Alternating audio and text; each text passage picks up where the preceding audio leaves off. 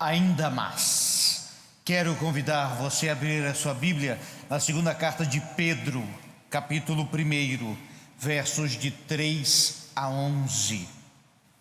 O apóstolo Pedro já aguardava a sua morte. Ele havia tido uma visão que os seus dias estavam chegando ao fim.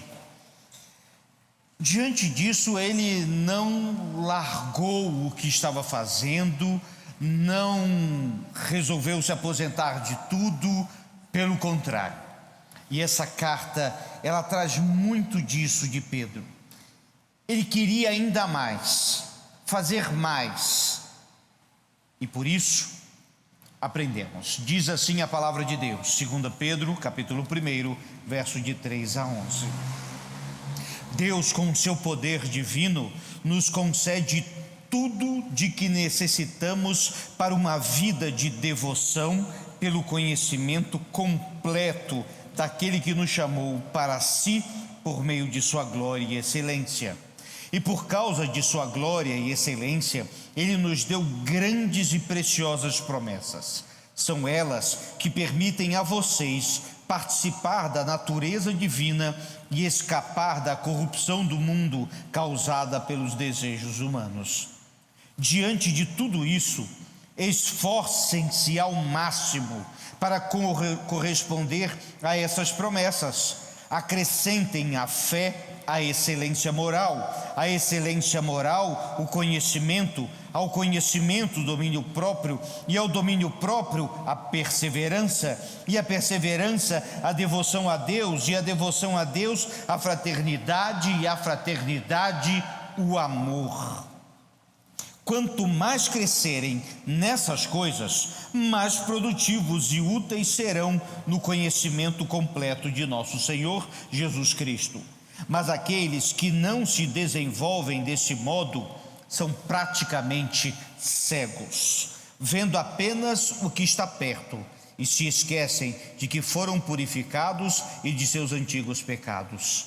Por isso, irmãos, trabalhem ainda mais arduamente para mostrar que de fato estão entre os que foram chamados e escolhidos.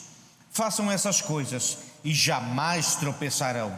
Assim, sua entrada no reino eterno de nosso Senhor e Salvador Jesus Cristo será acompanhada de grande honra.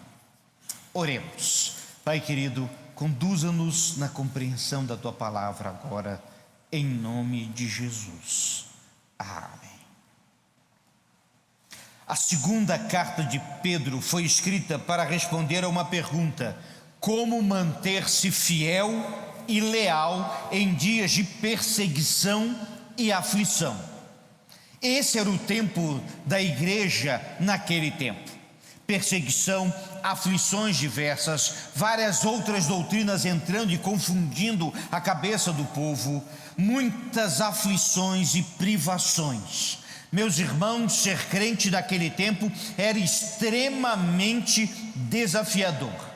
Junto a isso, encontramos o apóstolo Pedro, como eu disse, já aguardando a sua morte. Ele já era velho, já estava há muito tempo na luta. Mas, meus irmãos, o que esse texto nos mostra é algo de extraordinário, porque ele não mostra alguém que queria simplesmente parar e desistir, porque isso, meus irmãos, não cabe na vida do crente. Com isso, também queremos vir em nossos dias, onde também vivemos dias assim. Por isso é tão atual esse texto. Pedro, ele vai falar a respeito do conhecimento de Deus, e falava isso pois ele conhecia o Senhor. Pedro podia dizer, eu vi o Senhor, podia dizer, eu ouvi o Senhor, podia ainda acrescentar, eu levei uma bronca do nosso Senhor. E ele recebeu uma reprimenda. Ele podia dizer que ele conhecia tão intimamente a Jesus Cristo e queria conhecer ainda mais. Mas esse texto, meus irmãos, nos mostra exatamente que nós podemos ir ainda mais. Primeiro, perceba que Deus nos dá o que precisamos para crer. Nos versos 3 e 4 isso fica muito claro. Deus nos concede tudo o que precisamos para crer. Infelizmente, tornaram a devoção a Deus algo complicado e difícil, e não é. Orar não é algo complexo, é entrega de vida. Ler as Escrituras, estar com Deus, mesmo estar na igreja, meus irmãos, não é difícil. E Deus nos concedeu todas as ferramentas que precisamos para adorá-lo e para buscá-lo. Temos tudo o que precisamos se temos Cristo em nós. Isso mesmo, meus irmãos. Temos tudo o que precisamos se temos Cristo em nós. Veja bem, hoje temos um templo, temos tecnologia, luz elétrica, som, tantas outras vantagens do nosso tempo, mas ainda assim, nenhuma dessas vai te deixar bem perto de Deus. O que Ele deu a cada um de nós, sim, a fé, o amor, a salvação em Cristo Jesus. Se nós temos tudo o que precisamos, não temos desculpa alguma para estarmos longe de Deus e para não conhecermos mais a Deus. Outra expressão que esse texto chama a nossa atenção é no verso 5. Diante de tudo isso, esforcem-se ao máximo. Esforço máximo. Aqui é a mesma questão que vamos encontrar lá em Filipenses, em que Paulo diz: desenvolvei a vossa salvação com temor e tremor, porque Deus é quem efetua em vós tanto querer quanto desejar. É interessante que Cristo já fez a sua parte. Ele morreu na cruz por nossos pecados, Ele ressuscitou para nos dar vida eterna. Diante disso, também tem a nossa parte. A salvação é pontual. Creia no Senhor Jesus e será salvo. A vida cristã é outra coisa. É preciso sim esforço, dedicação. Algumas palavras que nós ouvimos muito: compromisso, dedicação, consagração. É esse esforço que a Bíblia nos ensina e que devemos fazer. É aquele a mais, meus irmãos. É aquele minuto que eu posso acordar um pouco antes para estar na presença do Senhor em oração. É aquela dedicação de estar na casa do Senhor, independentemente do clima, se está chovendo ou não. Que eu posso servir ao Deus, de manter-me fiel nas minhas ofertas e na minha vida. Esforço máximo. Eu creio, e a Bíblia nos ensina que muitos estão engatinhando em sua vida espiritual exatamente porque não querem dar esse passo a mais tão necessário. Esforço máximo. Esse texto nos diz literalmente, quando Deus chama uma pessoa, quer que ela faça todo o esforço possível para obedecer ao chamado divino. Exatamente isso. Além do que já fazemos. Mas então, meus irmãos, começa uma lista de virtudes aqui tão extraordinária, e na realidade parece como algo que vai se somando cada vez mais. Vale a pena conhecer essa lista e entender se você a tem e se tem, que pode fazer mais e mais. Começa com a fé, que é a base da vida espiritual. Sem fé é impossível agradar a Deus. Este é o passo inicial da fé cristã, da caminhada cristã. Fé, creia em Jesus. Bondade, Deus é bom e nós também devemos ser. É interessante como a gente acha que a expressão Deus é bom é tão simples, mas ela é tão profunda. Sabe por quê? Porque Ele é bom para conosco, apesar de nós, das nossas falhas, dificuldades. Ele é bom. Ele faz a diferença na nossa vida porque Ele é bom. Ele enviou Jesus Cristo para nos salvar porque Ele é bom e continua a nos ensinar. E se Ele é bom, nós também devemos ser bondosos todos os dias.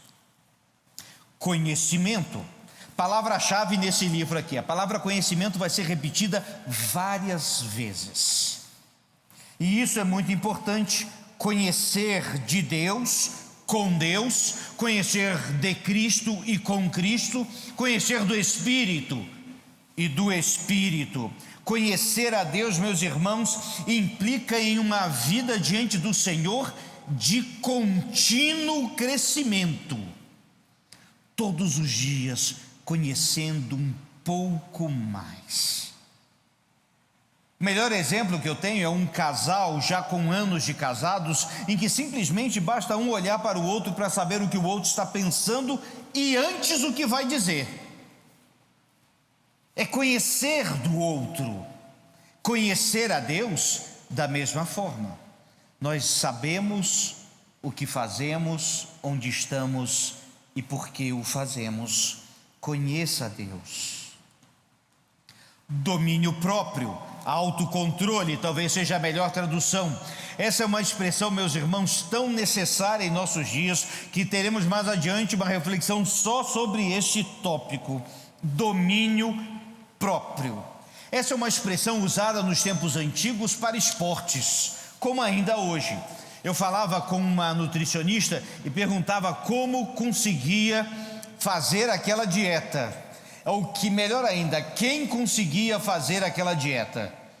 E ela respondeu: geralmente são os atletas, porque os atletas, eles têm um compromisso com o que tem que fazer e um objetivo a ser cumprido.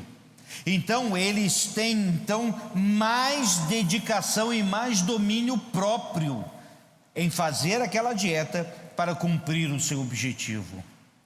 Já pararam para pensar como o domínio próprio é tão importante?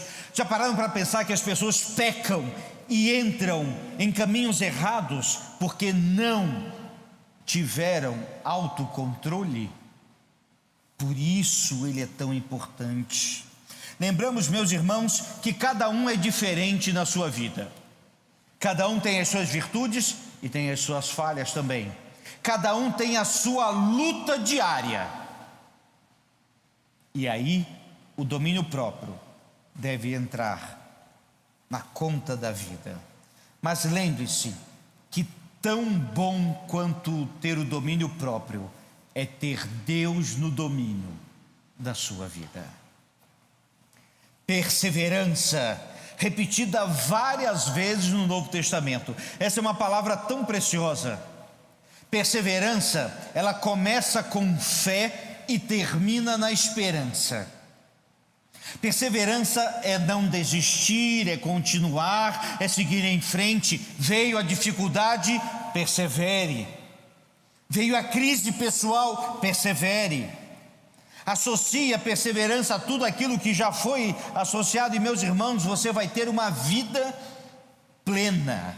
Perseverança para seguir adiante. A igreja perseguida, ela perseverava. A igreja hoje precisa perseverar, e nós também. Piedade. Na versão que vi traduzida por devoção, a expressão piedade, meus irmãos, tem dois significados importantes. Um é compaixão. Tem piedade de mim, Senhor, tem compaixão de mim. A outra significado de piedade é exatamente devoção a Deus. Certo autor disse que a palavra piedade descreve claramente os dois mandamentos: amar ao Senhor acima de todas as coisas, piedade no sentido de devoção, e amar ao próximo como a ti mesmo, piedade no sentido de compaixão. Por isso, piedoso, no texto aqui especificamente trata da devoção a Deus. Sejam piedosos e adorem a Deus. Fraternidade, que é o amor de irmão, e se aplica a todos nós. E finalmente o amor, mais uma vez o amor, envolvido na vida do crente e da igreja. Bem, se cada uma dessas virtudes fossem colocadas e empilhadas, a pergunta é: você tem todas elas? Você as tem buscado? Você está bem consciente delas? E se está, como está o nível de cada uma delas? Como está o seu amor a Deus e ao próximo, a sua piedade, a sua vida espiritual? Como está a compaixão com o outro? Como está a sua perseverança e o domínio próprio? Pense nisso. O texto continua e diz para nós crescermos e frutificarmos. Diz claramente: se vocês usarem isso aqui, vocês vão ser bem-sucedidos. Mas também diz: se não usar, vocês vão ser mal-sucedidos. É interessante como Deus, meus irmãos, dá e coloca à nossa disposição tanta coisa boa, perfeita e agradável. E é impressionante como às vezes deixamos de lado e preferimos a nossa própria vontade. O que o texto nos mostra aqui é para você crescer e multiplicar, é pegar tudo isso e colocar em prática agora na sua vida. Cresçam, frutifiquem, simples assim. Bem, meus irmãos, o que devemos fazer com tudo o que Deus nos deu? Como devemos reagir a isso? E como devemos buscar essas virtudes e crescer? Saibam que ficar como está nunca foi uma opção na vida de um crente. Deixe-me repetir isso. Ficar como está nunca foi opção na vida de um crente. Jesus Cristo, Ele pegou a cada um daqueles no passado e os colocou aonde Ele queria que estivessem. O nosso Senhor pega as nossas próprias vidas e quando nos colocamos nas mãos dEle, Ele nos coloca aonde Ele deseja e como Ele deseja. Agora, ficar como está não é opção. Há na psicologia uma síndrome chamada de síndrome de Peter Pan. Deixe-me ler a definição dela. É uma síndrome que desperta nos indivíduos comportamentos infantis e inseguros que impede de amadurecer normalmente. É chamada assim por causa do personagem Peter Pan, que é uma eterna criança que vive num mundo imaginário e que não quer crescer. A pergunta é: será que há uma síndrome de Peter Pan espiritual? Será que muitos não querem crescer espiritualmente? Mas eu quero mais uma vez desafiar a vocês, como Pedro desafiou essa igreja nesse tempo, a que não permaneçam como estão, mas com tudo isso, cresçam, frutifiquem e sirvam ao Senhor. E mais uma vez repetindo, ficar como está nunca foi opção, pois Jesus Cristo quer que você fique mais perto dEle, cada vez mais. E por isso, nós servimos a esse Deus tão grande. É preciso crer em primeiro lugar, e se você não crê, aceite a Cristo. Mas se você já crê, está na hora de dar outros passos rumo à eternidade no céu. E que esse seja o nosso objetivo de vida e que possamos fazer tudo isso em nome do Senhor Jesus. Vamos